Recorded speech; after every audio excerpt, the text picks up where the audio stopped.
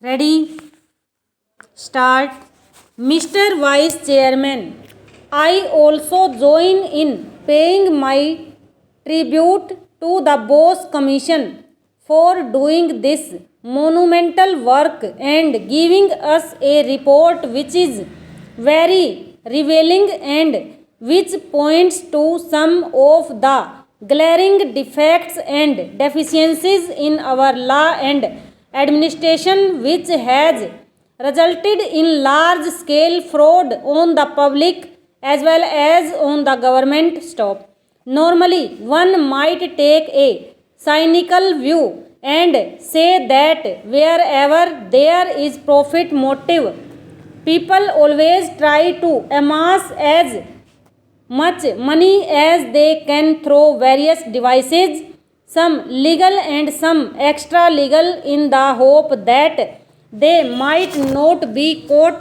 and one has to reconcile oneself to such an a situation. Stop.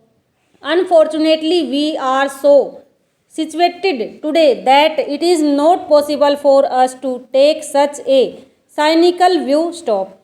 Both the defense and development of this country require large scale economic expansion, and howsoever I may wish, it is not possible for the public sector to undertake the sole responsibility of this economic expansion. Stop. We have therefore to depend upon the private sector, upon the corporate sector for our economic development, and if this sector does not play its part honestly and efficiently, it will not only be a question of moral turpitude of a personal character, but it would spell disaster to the country as a whole. Stop.